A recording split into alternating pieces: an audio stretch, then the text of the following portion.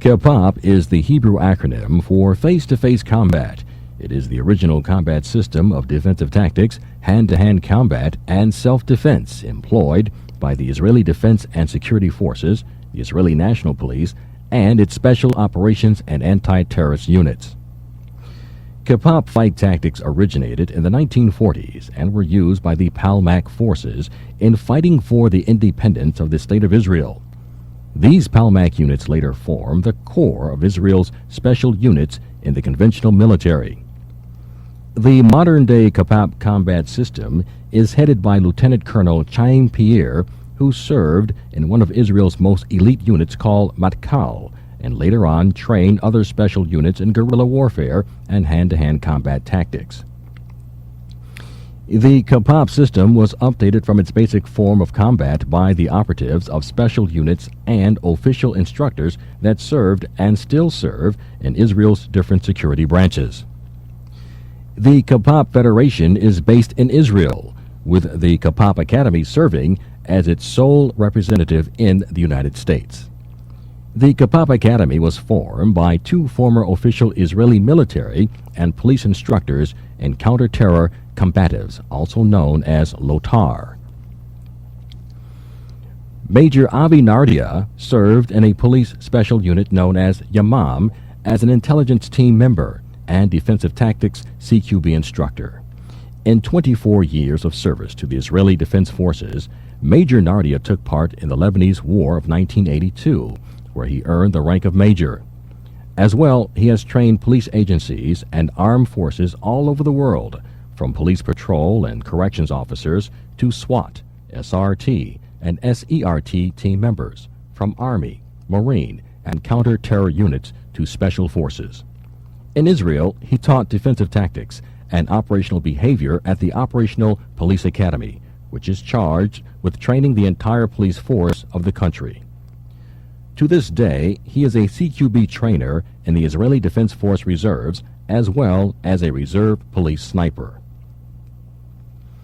Albert Timmon is a former elite counterintelligence undercover unit member for the IDF, as well as a LOTAR and CQB instructor for various police SWAT schools.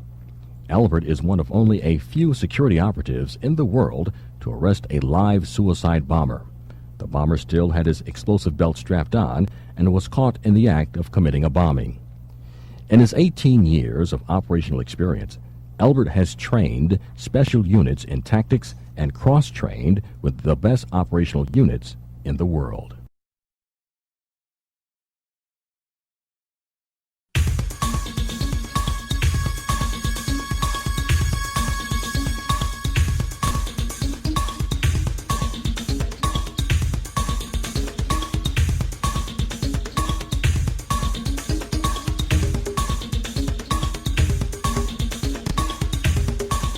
As Albert started, Kapap is a base principle system. So if Lenny is pushing me, look, by locking his elbows, I will move his power so he cannot push me. Push.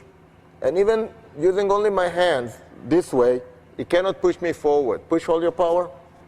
And if you see, I can move him over me.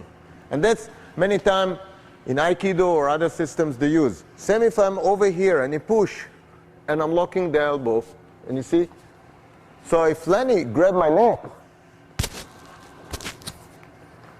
and that's many times in defensive tactics, when he just comes to me, you do like this. You don't let him even grab. In the pre-conflict, before you getting the conflict, you already try to prevent it. And this element of locking the elbows, that it could be also like with a hand lock if you do jujitsu, we can do and understand also when we do, for example, shooting. Why in the Israeli we using locking elbows when we shoot? You can shoot like this, but Israeli style will lock the elbows up. And I explain, it's the same reflex. Put the finger in and get to shooting position.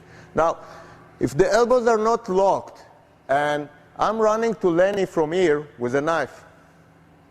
Now, the main idea, he tried to put bullets to my body in a very speed way, which I'll explain in a minute why. But take a look. If he shoot, the gun has a recoil. Now he shoot very fast, like 3 times. Pam, pam, pam. Third bullet is already up. So if he start here, he might miss me. To prevent it, you lock your elbow. So if you see now, if you lock your elbow and your wrist down, and also your shoulders, but you see, you stay on the target. You see? And that's the same reflex now we use for shooting, of locking of the elbows. And that's, again, the same principle, locking of the elbows.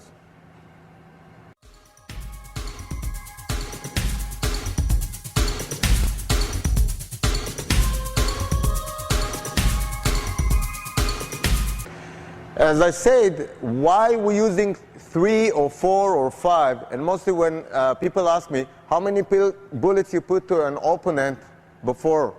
2, 3, until he fall down. You don't stop shooting until he fall down. That's your sense to stop. Because otherwise, he might run to you with a knife, and even you shoot him, he fall on you, and still is killing you. And even he's dead, he might fall on you, and still killing you. Now, the reflex that we want as a stop power is this one. I will ask Lenny to come forward and look. You see? You felt it? I did like a bullet, and if you see, it shrink you and make you go back. And that's the reflex that we want.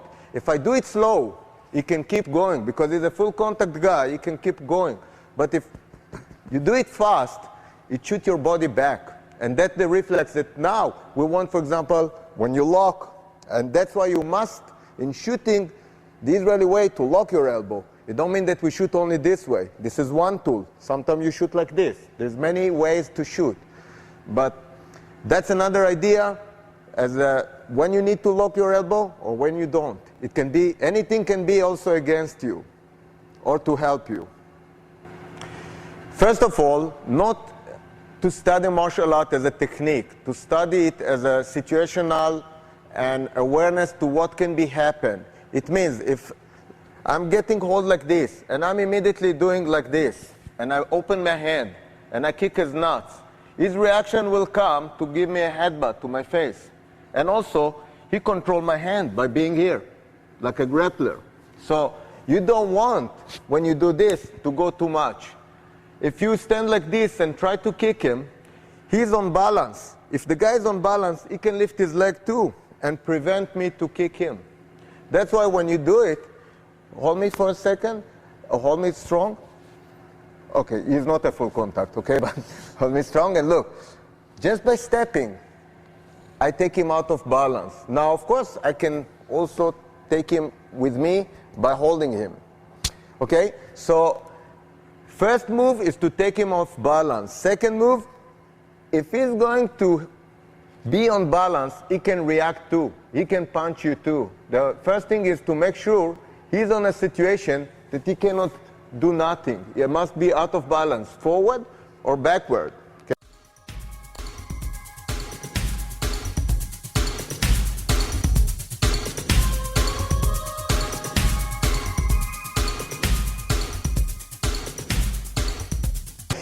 You remember we talked about relative position. Relative position is later on not only how I can beat him, is also what he can do to me. So when we stand down in relative position, you're holding in my neck. I must, if I leave him work as he is, and I'm trying just to kick his groin, he can prevent me by lifting his knee up. He can also punch me or kick me or choke me or whatever.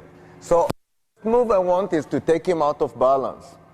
Once I take him out of balance, my other move will come immediately much more easy. And also, if he has 10 units of power and I have only 5, by putting him like this, he might using only 2. So I'm stronger than him. And that's what Jigoro Kano from Judo said. Put him in a position that he cannot use all of his units of force. So when Lenny is holding me, my first thing is to distract him and take his sensors down. It's like when I hit him like this, you see, I'm not trying to think, I'm trying to fish as many techniques as I can. If I try like to go like only like to punch, it might block. So I don't know what I'm doing, I'm just smack like this. And if you see by smack like this, I go on the ears, I might also, if he is holding me more, I might hit him on the neck, and that's pain too, okay? And that's why in boxing, you don't hit over here, because you might kill him or knock him down. But in a street fight, there's no problem to hit him over here. So now, I'm trying to get as much as I can. 1, 2, 3, 4, 5. You see? So I don't really think what I'm doing. And also, I hit the ears, I take his balance, and I also take his earring. Because you pick up, you smell in a fight, you test in the fight, even the blood, you test it. Some people shrink when they test blood. Some people get more excited when, and that's a good fighter. He's getting excited from blood. He's not shrink from blood. So when you come, 1 and 2 and 3 and 4, I even don't think, you see? I just throw and I put mask. So I'm trying to hit the sensor system. Ears, he will not hear, I will take him out of balance. And eyes. So if he has too long hands, I cannot do it, but look to his eyes. Look very careful and focus on the eyes. Take a look. He will close them, just because my hand, even if I don't need to touch them. Of course, if I can touch them, it's much better. That will make him definitely close the eyes.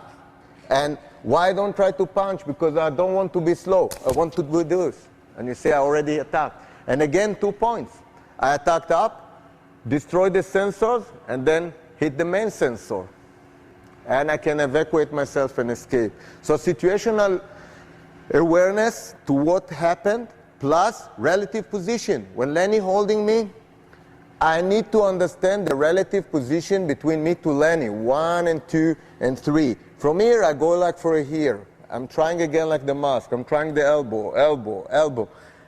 If I can do traps, if I can do another trap, then if you want to throw him this direction, this direction, this direction, okay? Or just go to his back and just throw him to this direction and evacuate yourself. And that's all relative position. Relative position is not only to do when he hold me, I can do like a butterfly. Okay? I can do a butterfly. Now, many times when people teach, for example, this move, they exaggerate. They take the hand here. But if you take the hand here, don't forget that this is also a human being. So when my hand here, he can shoot himself and choke you. Because that's the position for him, for a choke. So again, when he's holding me, I don't want to go up. I want to go small, small move. And if I take too much, he can put the mask to me and drop me down. You understand? So the relative position is how you work like the moon and the sun around him. What we see is a gyro. Now, the first move, it was like to destroy this sensor. The second, I tried to work on the elbows, either by straight them or by fold them. Because either you can straight or either you can fold. If you have another motion that you can do to the elbow, please show me. But that's the most logic. So when I'm doing this, I can smack on this and look, take him down. Of course, if I take him more deep, it will give me more. Biomechanic of the body. And we do it from this side. And that's where you start the stitching. The stitching, you see, starts from this motion. And even when I grab him over this, I can do it like grappler. But if he's strong, he will push me this, and I put him here. That's why I take him first to my body. Everything must be near to me. And again, if he's strong and he turns, I'll turn too. And that's relative position. Relative position is very important in a fight to understand and to explore. And only by play games, like Lenny hold me. You see? If you are a judo man, if you are not a judo man, you're aikido man or jujitsu man. And again, if you see, I have the hand like this, I can take him like forward, or I can switch the hand and take him from here. Or if the hand is like this, and you had enough, you can take him from here and put a watch and take him down. And it's all gross motor skills. Why? Because more than 140 heart rate, your cardio is too high, and your logic, everything is shut down. So we try to work much more with gross motor skills. but it don't mean that you don't train your fine motor skills. To develop a good gross motor skills, you must have very good fine motor skills. And that's the truth. And all of those systems of keep it simple, they're very good. But remember one thing, don't keep it too stupid. You must understand what you're doing. When we're dealing with self-defense, and mostly with CQB, in the close quarter battle or combat, we need to remember the most risk is stairs, elevators, dark places. All of those places are the most worst places that you can find yourself getting attacked. Now, I want to explain a few rules, and we will start with a +1 rule. Everything you must assume. If you see somebody with a knife, assume that he has also a gun or a second knife. Never assume that this is the only thing you're going to find. Mostly if you're a law enforcement man, assume that if somebody, you come to approach to his car, he might have a gun to you. All the time approach with what we see as operational behavior.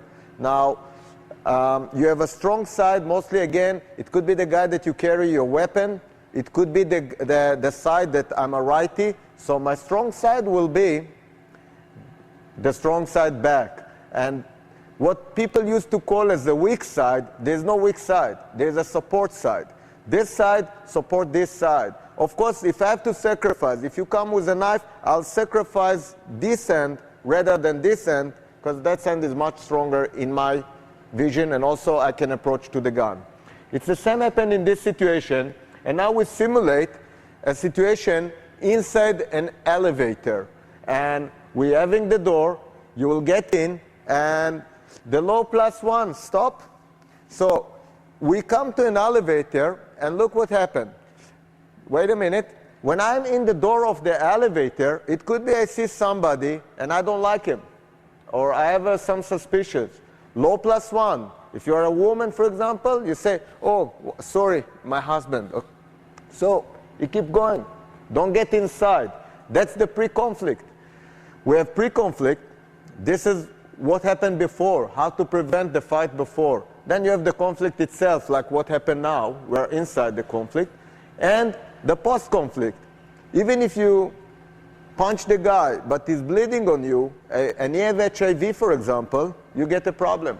So that's why the pre-conflict, post-conflict are a part of the thinking about the conflict itself. What happened now, we got inside, and the elevator closed. Now we don't want, never, to give him our back and stand like this, because if he will surprise us with a punch, we get a problem.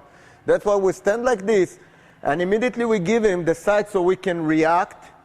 And if the buttons of the elevators are over here, we want that we will be able to cover them, and even under assault, we can call to emergency, or we can block so he cannot stop the elevator when he's attacking us. So suddenly the guy that was Mr. Nice Man, law +1, is not Mr. Nice Man. And all the time we have yes man, no man, and maybe. Yes man is a good guy.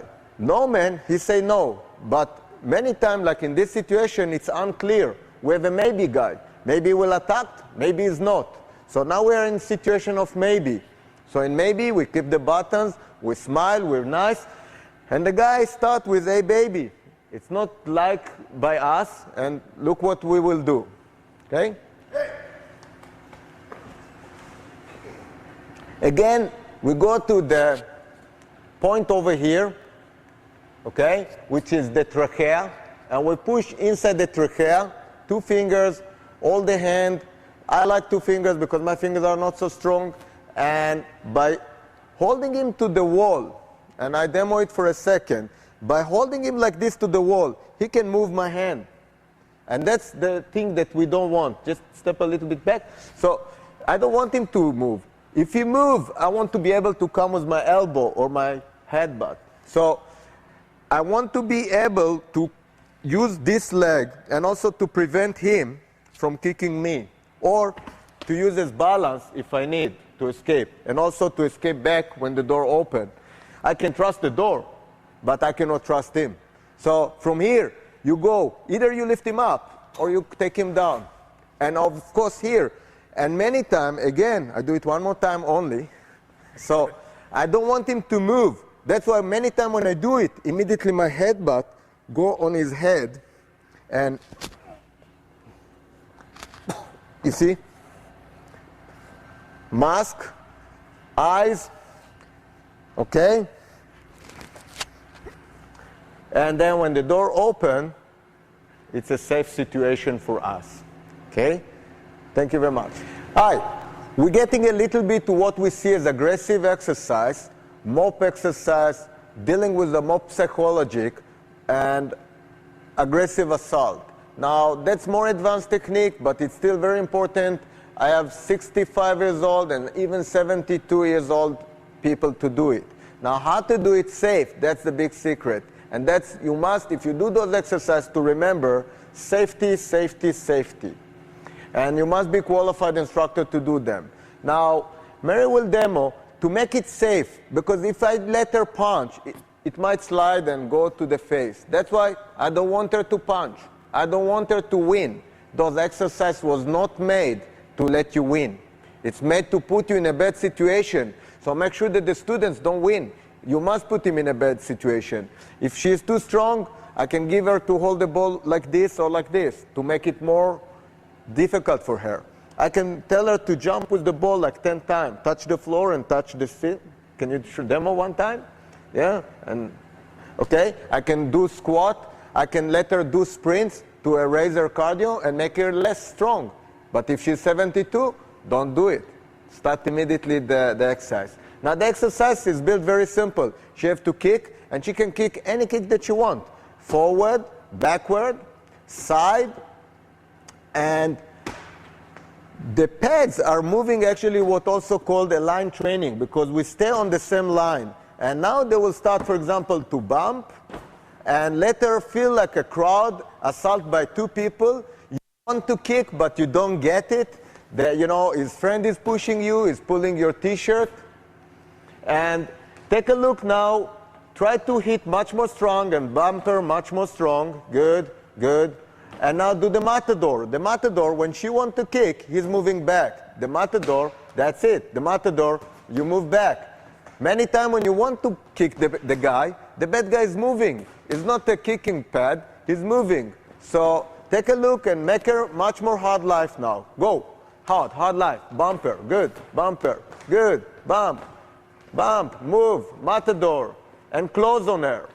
Close on her. And time. Time. Time. It means stop. And take a look what we're going to do now. Stop for a second, get more dynamic, and start a circle training, which is the next training for accordion training.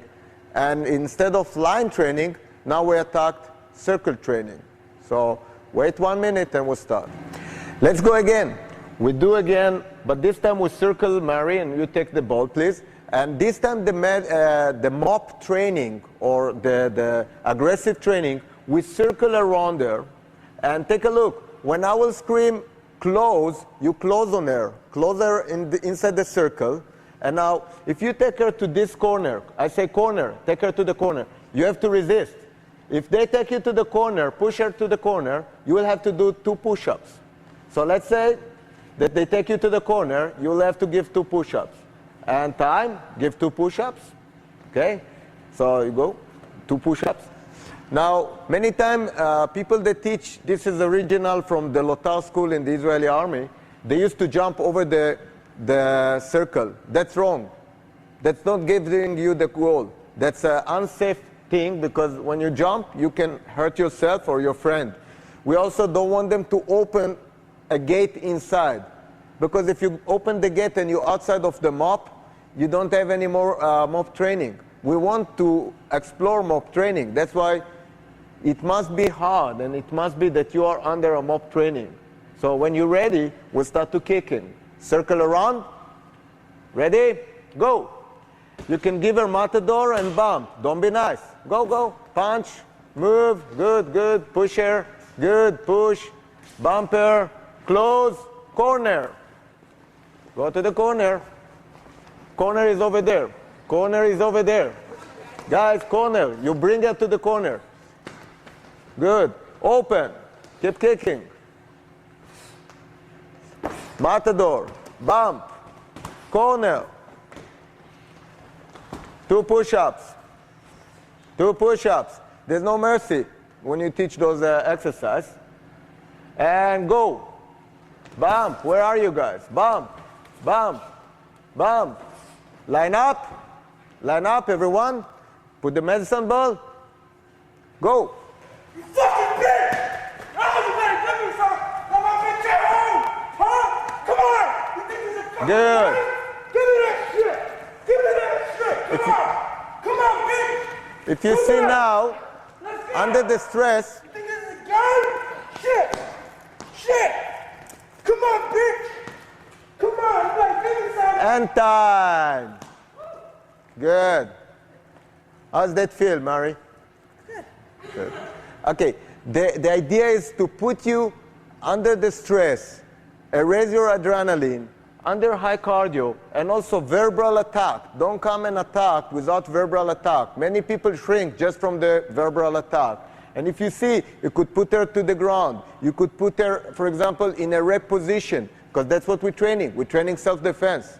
We are not training now for sports. That's why you will be attacked on the worst time that you want. It's never when you want. When you're sick, you come back from the doctor, you open your car in the parking spot, or you open the garage. That's why situational awareness, operational thinking, all of those things are the things that will save your life or not.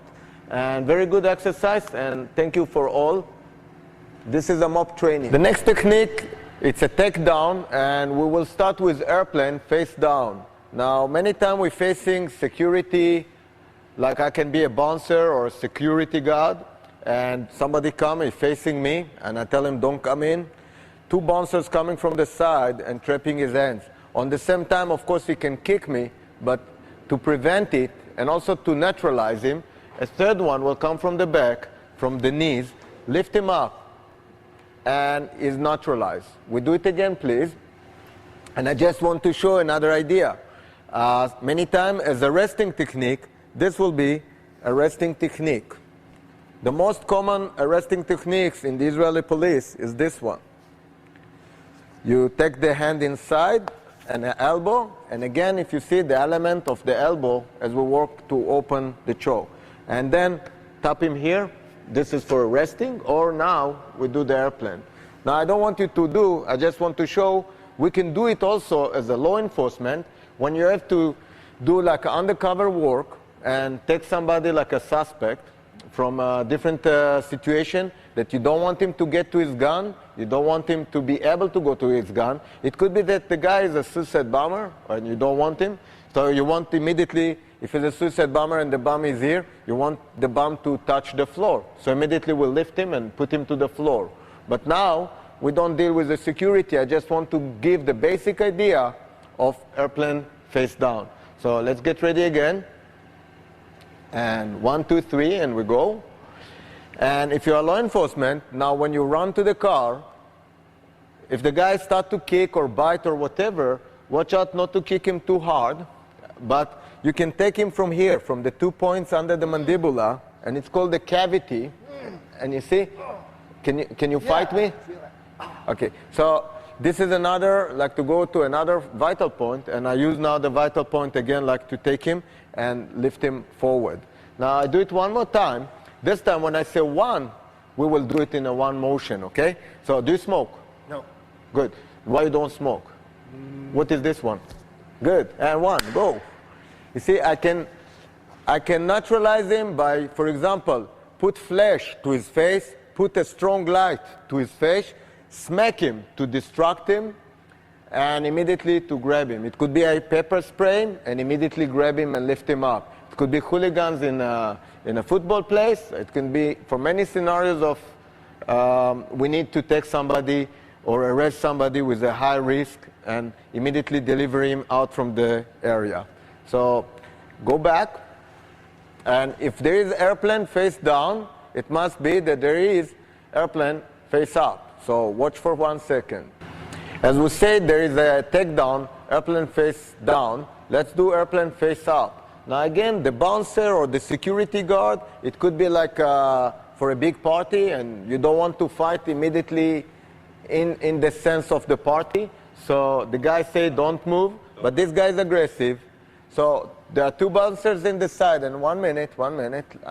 So there's the two bouncers in the side, and what I will do, I will give him a mask and take him like this immediately. And if you see, I cover the eyes, I take him from the fulcrum point, and I take him down, support his head, and I hold him. On the same time, you will approach, okay? So you will say, stop, don't come in. He's fighting. And immediately, we turn, take the guy, and let's go forward. And the guy is out from the scenario. And this is, again, a takedown doing by a few security person. And that's why you can use those techniques for many reasons and many ideas. But I start only now with airplane down, airplane up. And I'm going to demo a few more applications for airplanes. Thank you. Again, I come, bump the guy down. Once he's down, kick his groin, drop, step. You can immediately give him a few like those. On the same time, you punch a few times or smack, trap the hands, and lift them up. Now, the reason why I'm doing this is just to show that the power comes from my legs. Now, all I need is to break them or break them forward, and I hold them. Sorry. Good.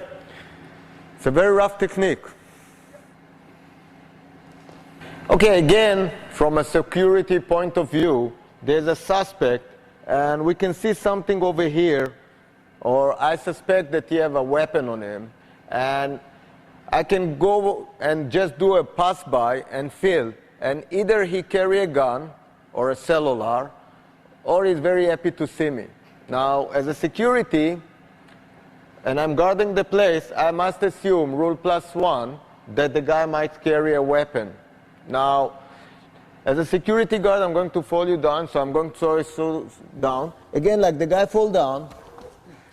If you don't want to be nice, because you know, sometimes in the security you cannot be nice to people, but it's your choice if you want to be nice or not. Okay? And once you go again, and you see you can smack, hit, grab the hand, and grab the hand, and you see, I put him again over here. Now, when I'm coming here, they are not so flexible and I don't want to hurt them, but you see, I will move to this side and step on your face. Please move them to the other side. Good. Now, if you see, I put my leg already here, and let me turn you a little bit. Good. If you see, I put my leg here, and I will drop this hand over here, and the other hand over the first hand. Okay? And if you see, I'm very tight to him, I keep him very tight, and from here, I hold him with here, getting the gun, and also, if I need to use the gun, you see, I'm holding the guy. So this is another way that I can use it as a bodyguard, as a VIP man, for many other scenarios. Okay? By the way, it's not for me. I didn't hit him. He's married. Again, I take somebody different and take a look. Once the guy fall down, once you cross the hands, and you take one hand, second hand, you hold him. You can control him, you can break. And look, when I move to the side, the first thing I must make sure is that his head is not looking to me. Because if the suspect look to me, it's very bad.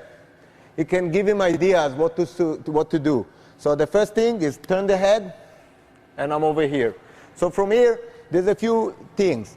If, for example, I'm as a VIP man, and I took him down, turn the head, good.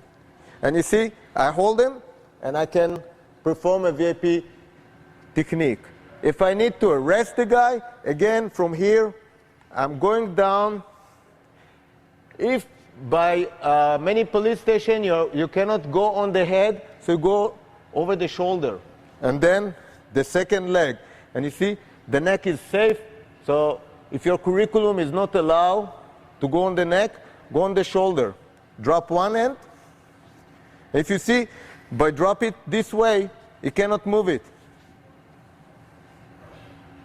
See? Second hand, and immediately I hold it. Now, if you look about the hands, they'll get red.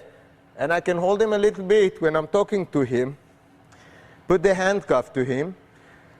If I need to search him, I can turn him the way that I did, but before I leave him, I will a little bit put his hands to be numb. You feel it? Mm-hmm. Good.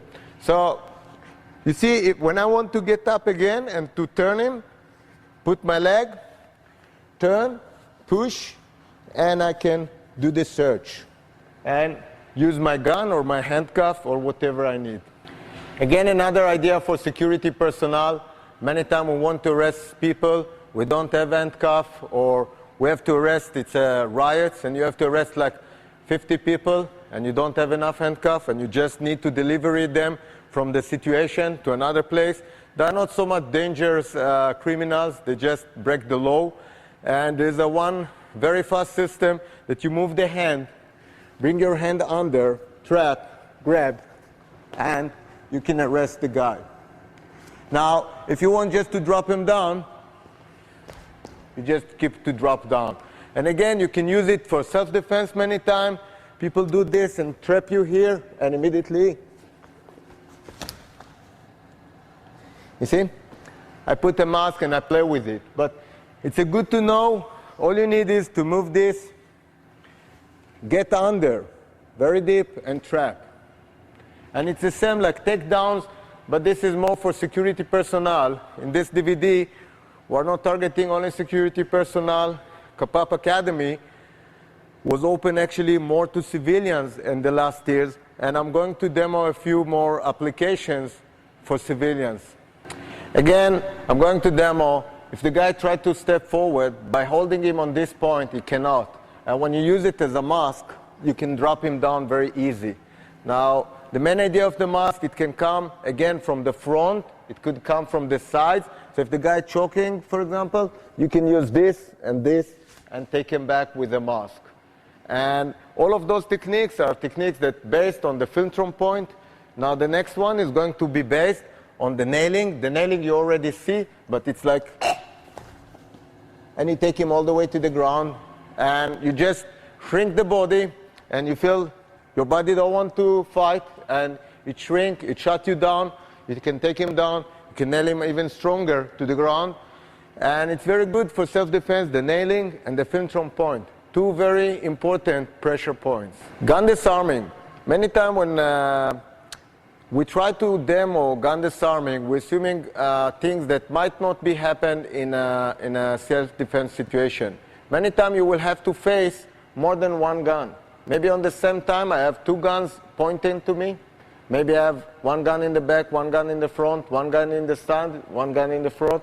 And before I go to gun disarming, because in KAPAPâ Academy, and definitely in those DVDs, I work only the basic ideas for the level 1. Mostly the KAPAPâ Academy technique are very secret and only for our students. So I will try to demo first thing what we call the field of fire. And the field of fire is the most important value thing that you need to calculate when you do gun disarming. As long as the gun is pointing to me, I'm in the field of fire. And why field of fire? Because if this is a shotgun and I move it like this, you're still in the field of fire. If I have two guns, you move this one, you're still having this one on you. So you must calculate a lot of things when you do gun disarming. When I move it, if I move it to the floor and it's a concrete and there is a ricochet that back to you, if you move the gun and your VIP man like is over there, so you might point it to a good guy or to your partner if you're a police officer. So it's very important to know what is the field of fire and also to control the field of fire. Now I have two guns on me, and when you think I'm moving and I'm doing anything, please shoot me, okay? So ready? Boom, boom. If you see, by just moving the gun and control it, I made sure that both of them are get shot, you see? And that's actually the first move, to control the field of fire. I know where the field of fire is going. And that's why Israeli point shooting is also very important. It's not Weaver. I don't need to use the sights. I can move, and I know exactly where I'm going to be pointed. And it's very important not only to shoot another guy. It's also important because I have a control about the field of fire. I have the awareness situation that I know exactly where this gun is going. to be shoot, and what will be the react. If I'm in the airplane, I want the gun to go down because all the suitcases are in the stomach of the airplane. If I shoot the top, it's not so safe. It's better to make it sure that the point go down. It's better that the point don't go to a good guy.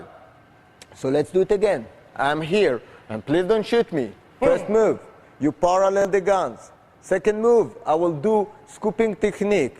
So 1, 2. And now I have another problem. He might come back to me. Don't come back too much. I will have to kick you, okay? So when he's here, I have his problem. So immediately, if you see the finger is trapped, I will move the finger in.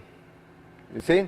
And I will turn him, break the finger, take the gun, drop him over there, and using both of you to shield, to block each other. I want you to block each other, because I don't want one ear and one ear. Same like the accordion. I want now to calculate and to use the idea of the shield to use you for this, okay? And that's, for example, it's not a gun disarming yet. I'm just training to control the field of fire. Now, please put the gun one in the back and one in the front, okay? And the same thing, my hands will be here. If the gun is up, my hand will be up. If the gun is down, my hands are there. Don't put it like this, because it will make your shoulder to be stuck and you cannot react so fast. Be here, same like you're boxing. And be relaxed. You have to wait for the timing. Now, when you think I'm moving, you say boom. Boom. Good. See? First move. Second move. The gun is already in my hand. See? And I have one gun, and then again, I'll drop you, and I do this one. So first of all, is to be able to get out of the field of fire. And if you see, I try to see what hand he hold the gun. And immediately, see how I move the field of fire? But I have still a problem with this gun. So when I do this, I better go like deep to him and take both of you out of balance. Because if I don't take you out of balance, you might react. And that's the first point of controlling the field of fire. And that's why I demo it only with 2 guns this time. The next time, I'm going maybe to demo with 3 guns or 4 guns or 5 guns. And the Kapap Academy technique, we can disarming 5 guns both times, okay? But I'm not going to teach it in this DVD. So thank you very much, and we keep going. Many times, for example, mostly in the Israeli army, it's a very, very old exercise and definitely not to be used.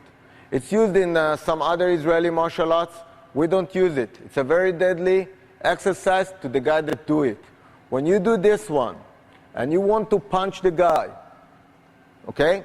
The problem is that his reaction will be to step back, because everyone afraid. If I do this, people afraid. They don't want to get hit. It's a natural reflex of healthy people.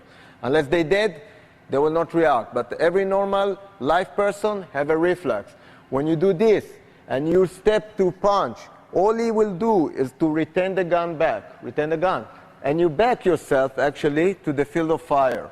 Now, when we train gun disarming, we will need to understand that he will train retaining the gun. So we do it again. And when I'm doing this, you retain the gun. And again. So every time when you do this move, you need to understand that I'm doing this, he's doing this. And now it's nice, because he can smack too. Most if it will be me, I'll smack you very bad. So gun retention, when I do this, you pivot over there and smack and punch. And you see, immediately you're in a problem. So now you don't do nothing. You're a dead man, no reflex. And you can do whatever you want. But a live person, will it work? No. Because whenever I do this, he's doing this. Also, if I do this and I punch you slowly, I'm punching you, his reaction is to go back. He's afraid. And you get back to the field of fire. I succeed and I punch him. He's afraid. He fall down this time. And even he didn't mean to kill me, by me pulling the gun forward, I'm getting the misfire to my head or my body. It could be by doing this, you will cause the malfunction, because the gun cannot, by recoil, it cannot inject the shell. But by holding like this, you create malfunction. But the first bullet go to you, and it could be the last bullet. So by doing this, it's dangerous. Okay? If I do the gun disarming, and I have the gun, and if you see also after I take the gun, I will retain it this way. Why? Because if you will try to take it, you have to pull my body with it. You see? Not like this, like this. Also, if I hold the gun like this, for a right hand, it's okay, because the shell is jacked this way. But if I go this way, now I block the shell to my body. So I'm causing a malfunction, actually. And that's why I must tilt it. That's why I must tilt it. With a plastic gun, any gun disarming will work. With a real gun, no. Many times when people approach a gun, they approach with two hands on the gun. No matter if this way, two hands on the gun, okay? And let's see what happens when I have two hands on the gun and I'm trying like to push forward, but you will do a wrist work and an elbow work to pull back. So I'll use all my power. Ready? And again, you find yourself getting shot. Plus, you have the other hand to beat you, because two of your hands are busy here. So when you pull, he can smack you, and you're still in the field of fire. Now, two hands on the gun, it's a mistake, okay? Let's do it again. And take a look. If I go on the wrist and the gun, can you resist? Okay. And many times when we approach civilian, we need to think that they're not the most strong people in the world. So when I do this, it's enough. If I do this, it's enough. See? And now, another common mistake, when people do this, they drop their body down and create this one for a kick or for pulling back. So we must do it that I have a good balance. I cannot drop like this. When I drop my legs like this, I can get kicked, and also I don't have the balance. Now let's do it slowly. I still do this motion and I come forward, but this time you'll get your head with the elbow. So coming close is also maybe not a good idea. If I change, I come over here, you can lift the elbow and pull the gun away from me. Okay? So if I cannot do forward, I cannot come from this side, let's try to think what happens if I go back, you see? And immediately, you see, the finger is trapped. To take the gun, it's easy now. Okay? You feel? So, when I do this, again, you see, he's still on a balance. He can kick. And that's why, for example, as a gun disarming, when I do this, immediately I kick. To surprise him and to prevent his reaction. And gun disarming is not a simple thing as it looks. It's a big art with a lot of issues of, again, you have to calculate the field of fire, mechanism of the gun. You have to calculate situational awareness, what's going on. I take the gun away and there's another terrorist over there. So what you doing if you don't know how to use the gun now? You must know how to use the gun, because otherwise you cannot do nothing with it. Okay? So when I took the gun away from you, there's another guy come from the other room. I have to know and to be able to shoot. So, but I have a malfunction many times. So you need to know to clean the malfunction. And that's a very basic mechanic thing. But if you train only with a plastic gun, you can never do it.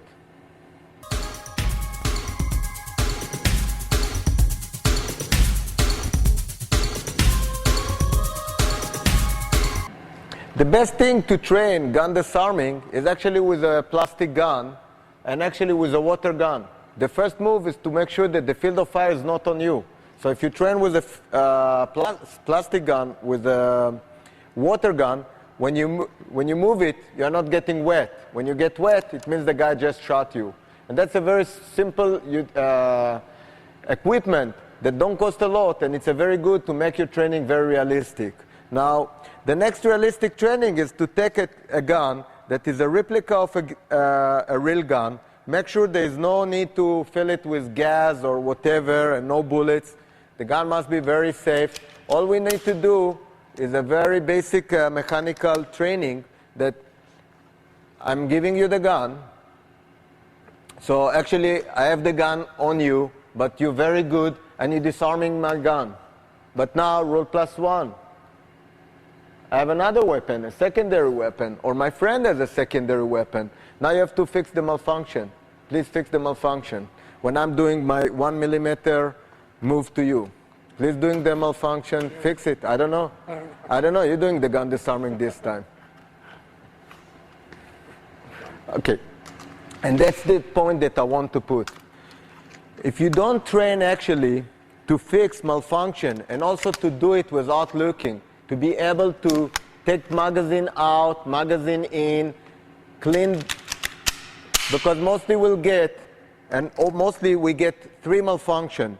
Malfunction number 1 is when the magazine is not all the way up. And then you have to tap and rock. And now you can move a bullet. The second malfunction is when the old shell stuck in the chamber and it's stuck out from here. So you have to smack it just like this, and you can load again, or sometimes you need to give it a little bit shot from here, and then you fix the gun. And the worst is when you get a new bullet coming to the gun and the old bullet didn't go out from here. So now you get actually malfunction number 3. And malfunction number 3, we must take the magazine. Now if you do a tactical one and you drop it to the floor, you are not in a tactical situation that you have another magazine in your pocket and you can put it in. So that's why once you take the magazine out, you have to hold it. You have to clean the gun from the old shell until it falls down and it's clean. You cannot watch, so you have to put a finger and put it in so you can do it. And now, don't forget also to load the gun again and shoot. So we do it again.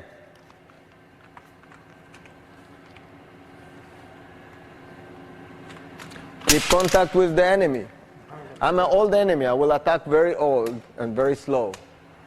But that's how people actually died in a real fight. Did you load? Yes. Okay. After you put the magazine. Okay.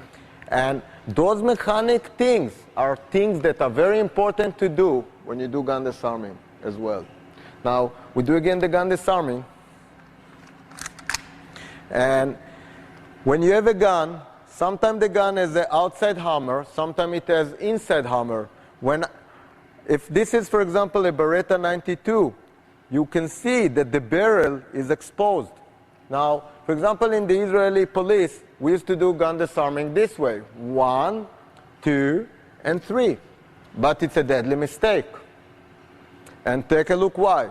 When I do this, 1, I do the second, and if you see, I hold the barrel, I don't hold the slide. So actually, you can do a shot, and it will load again. And it will load again. And it will load again.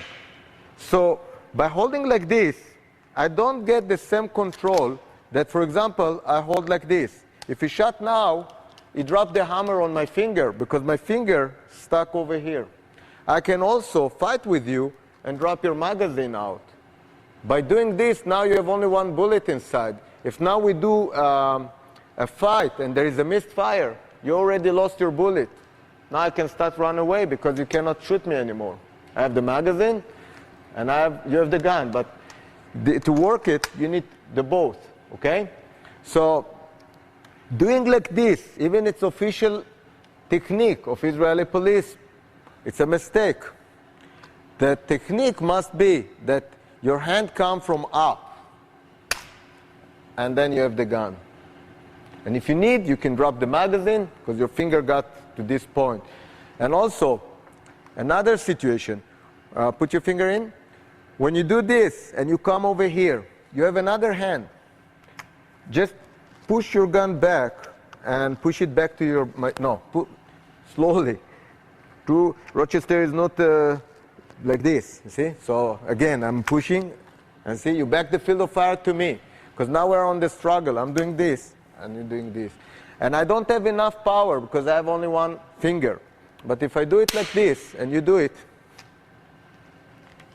you see? And that's the small details that making your gun disarming work or failed.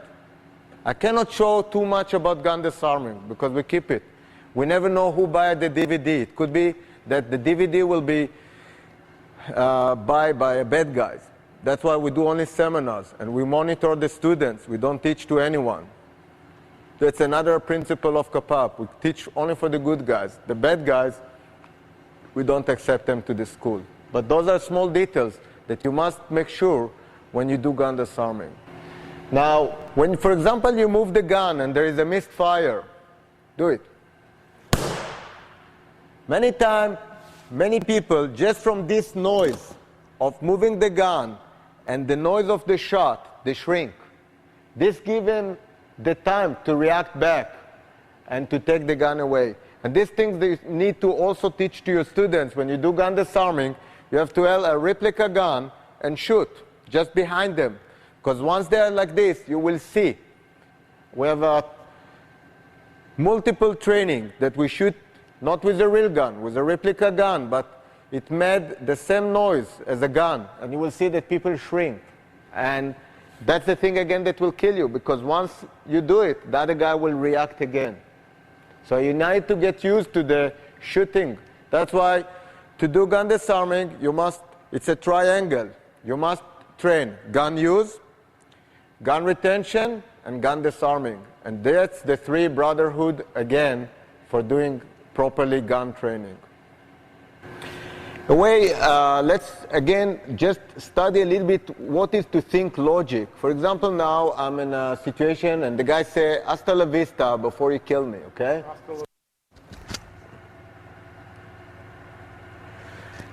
Gun disarming must be performed as a magic.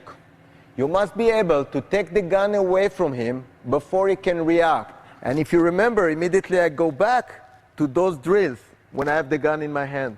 And let's say that I shoot you, you're not in the way, and another guy comes, I can go immediately, and I'm in kneeling position or standing position for shooting, and that's how it keeps going. How you connect shooting, point shooting, and all the Kapap principle of the triangle. This time, weapon, unarmed, combat condition, moving from one position to another position. Ground, stand, all three dimensions, forward, sides, back, must be trained. Different lights, dark, half dark, under flash. If you're a police officer, train with the police light in the night, because that's how you're going to train realistic in your training. And all of those training will make your training much more realistic. Okay, again, like you must train yourself in different situations. It could be on the ground, it could be on the mount, it could be on the guard. But this time, for example, you put me like this, and again, and that's why it's very important to study from traditional martial art. Traditional martial art will teach you the basics. Now, Israeli martial arts are only concept, how to mold them together as a self-defense. But without the traditional martial art, there's no way you can perform self-defense. So this time I have the gun again with me, and let's say that you have no finger. I do this move again first, and again I move my leg aside and do umpa, and which come actually from Brazilian Jiu-Jitsu, and I'm over here, knee, and take the gun, fix it, and I'm over here to control you. Okay? And that's another way to do gun disarming.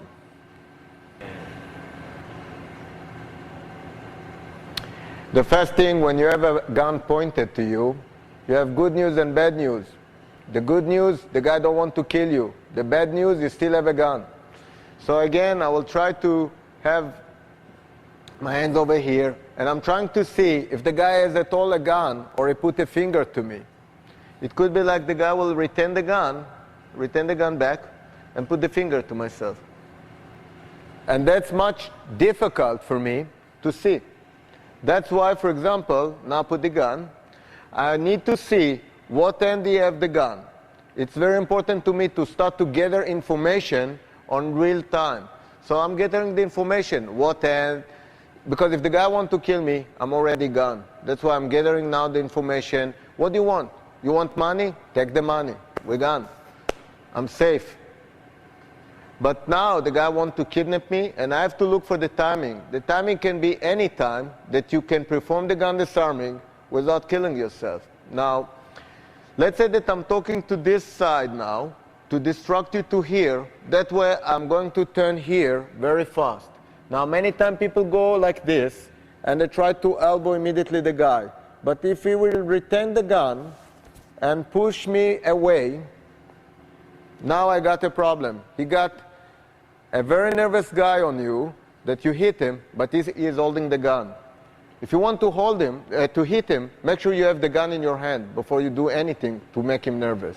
So when I turn, you see, and I smack him, or like this, I don't control the head of the snake, you see? He can move, he can shoot me. Now, if we fight now, start to fight with me. Try to take the gun back. You will lose, because you are not in a good position to the fight. When I do this, and I'm over here, if you start to fight, whenever you take me, you see, you will have to take me. But once I'm here, look, you see, once I'm controlling the gun, see, once I'm controlling the gun, mostly with my shoulder, see, a little bit on the shoulder, and you will give me the gun. Now again, I don't want still to go to technique. I just want to talk about any too deep motion. Even if you got deep, immediately do this. Because now, you have the gun. You see, because I go again to the second element, 2 elements, 2 points, remember? So I go again to the same thing. So now, I have the gun, and the guy might be very strong. But I'm over here. He was strong. Because I got a good hold. He cannot be strong. But if I go too deep, and I do those macho things, but he's a macho too, and he fights back. In a gun disarming, you don't want to fight. You want to be a magician. You want that when the gun is here, immediately it's in your hand. Now, you're the boss. Okay? Now, many times when people assume they have a gun to themselves, they have 2 hands. Many times you don't. So when you think I'm moving, you say boom, okay? Boom. And this is a scooping technique. Scooping technique is the most simple and the most important to study. Just move a little bit. And take a look. The gun, you move it aside. Of course, you will move also yourself, but I'm not trying to exaggerate now moves and to teach you. I just want to see this move. I will move the gun. Don't need to help me. Okay, move this. Forward. Hit. Like this hit, okay? So now hold the gun, and 1, 2, and immediately smack him on the philtron point. Break all his teeth. And many times, when I do, for example, gun disarming, there's another element. When you do this, you smack, give him a mask. And then I have a place to escape. And how long it will take you to get up now? Much more, because you're on the ground. And when I put him also on the ground, it takes him 1/4 seconds to get up, 1/4 seconds to get used to this hit, 1/4 second, and that's the 2-3 seconds that I need to fix the gun back from the malfunction. And those are the small details that, first of all, you must understand, and understand the logic of the gun disarming before we even go to real technique of gun disarming. But for this DVD, I'll give you a tip, and I teach you scooping technique. So again, scooping technique is here, and you're having the gun. And again, what do I want? I want to create a gap immediately between me to him. I want immediately to have more time that it will take him to come back to me like I attacked him with the knife. I don't want you to stay close to me and keep grapple with me. Immediately create the gap by escaping or by moving aside.